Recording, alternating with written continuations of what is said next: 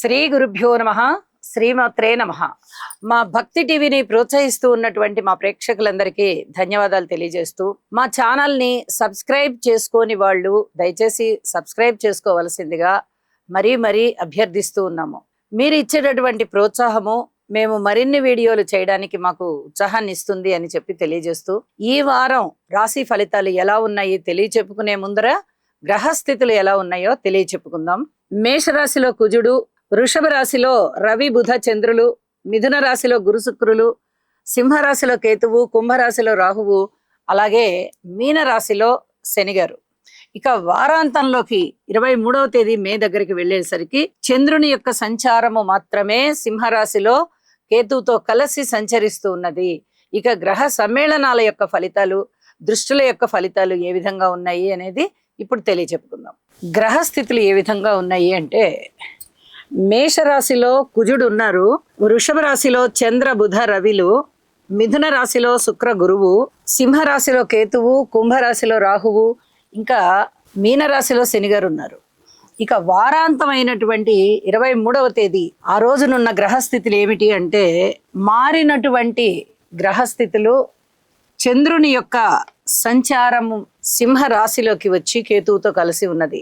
ఈ ఒక్క గ్రహమే మారి ఉన్నందువల్ల మిగతా గ్రహాలు వార ప్రారంభంలో అంటే 17వ తేదీ మేన ఏ రాశులలో సంచరిస్తున్నాయో అవి అక్కడనే సంచరిస్తూ ఉన్నాయి. ఇక గ్రహ సమ్మేళనాల యొక్క ఫలితాలు గాని, దృష్టుల యొక్క ఫలితాలు గాని ఏ విధంగా ఉన్నాయో ఒకసారి తెలియజెప్పుకుందాం. శనిగారి యొక్క తృతీయ దృష్టి ఉచ్చ చంద్రుడి మీద, బుధుని మీద, రవి మీద పడుతూ ఉన్నది. అయితే ఈ శారీరక పరమైన రుగ్మతలు ఉండడానికి అవకాశం ఉంది. వైద్య విద్య చదువుకునేటటువంటి విద్యార్థులకి చాలా వెసులుబాటు కలిగేటటువంటి అవకాశం కనిపిస్తోంది. అలాగే వైద్య విద్య గాని, వైద్యపరంగా ఉద్యోగ వ్యాపార వ్యవహారాలు ఏవైనా కూడా చాలా బాగా జరిగేటటువంటి పరిస్థితి కనిపిస్తోంది. అలాగే కుజుని యొక్క స్వస్థాన స్థితి గాని, చంద్రుని యొక్క ఉచ్చస్థితి గాని చాలా మేలు చేస్తూ ఉంటుంది. ఇక గురువు గారి యొక్క నవమ దృష్టి రాహు మీద పడుతూ కొన్ని నాస్తిక వాదనలని బలపరిచే విధంగా ఉంటుంది అని కూడా తెలియచెప్తూ ఉన్నాను. ఇక గ్రహ సమ్మేళనాల గురించి ఆలోచిస్తే, చంద్ర బుధ రవి 3 గ్రహాల యొక్క కలయిక వృషభ రాశిలో జరుగుతుంది.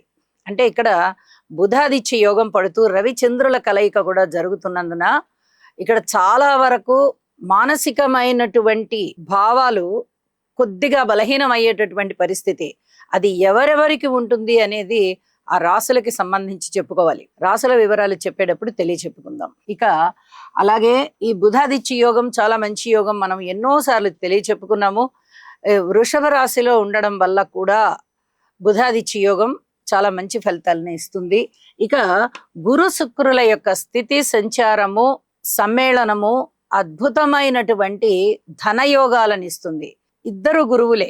అయితే శుక్రాచార్యుల వారు రాక్షస గురువు అయినప్పటికీ కూడా ఆయన దగ్గర గురుత్వం ఉన్నది, అత్యధిక శుభగ్రహము. ఇక గురువు గారి గురించి చెప్పవలసిన అవసరం లేదు. ఈ 2 శుభగ్రహాలు కూడా మిథున రాశిలో కలుసుకుంటూ చాలా అధికమైన శుభాలని సూచిస్తూ ఉన్నాయి. ఇది కూడా చాలా చెప్పదగినటువంటి సూచనగా తెలియజేస్తూ ఉన్నాను.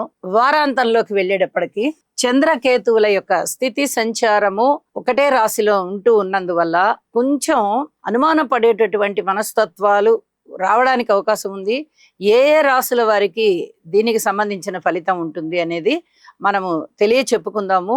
ఇక వీటికి పరిహారాలు ఏమన్నా చేసుకోవాలా అంటే, శనిగారికి మటుకు స్తోత్ర పారాయణాలు తప్పనిసరిగా తీసుకోవాలి. ఆరోగ్యానికి సంబంధించి కూడా జాగ్రత్తలు తీసుకోవాలి. ఈ 2 చెప్పదగినటువంటి సూచనలు. స్తోత్ర పారాయణాలు చెయ్యండి. ఔషధ సేవ చేయవలసి వస్తే చక్కగా భగవన్నామం అనేటటువంటి ఔషధాన్ని కూడా తీసుకుని పారాయణ చేస్తూ ఔషధ సేవ చెయ్యండి. చాలా వరకు త్వరగా తగ్గిపోతుంది అనారోగ్యం అని చెప్పి తెలియజేస్తున్నాను. ఇక రాశుల్లోకి వెళ్దాం. ధనుసు రాశి. ధనుసు రాశి వారికి ఈ వారం రోజుల కాలాన్ని పరిశీలన చేసినట్టయితే మనకి ఇక్కడ అద్భుతంగా కనిపిస్తున్నాయి కొన్ని గ్రహాల యొక్క సంచారాలు. తృతీయ స్థానంలో రాహువు చాలా బాగున్నారు. ఇక షష్ఠ స్థానంలో రవి బుధ చంద్రుడు బాగున్నారు. సప్తమ స్థానంలో గురువు బాగున్నారు. 5 గ్రహాలు బాగుండడం అంటే అది మాటలైన విషయం కాదండి. చాలా అనుకూలమైనటువంటి ఫలితాలు. పంచమాధిపతి పంచమంలోనే ఉండడం వల్ల కూడా చాలా అనుకూలతలు, సంతాన రీత్యా బాగుంది. అలాగే అన్నదమ్ముల సహాయ సహకారం బాగుంది.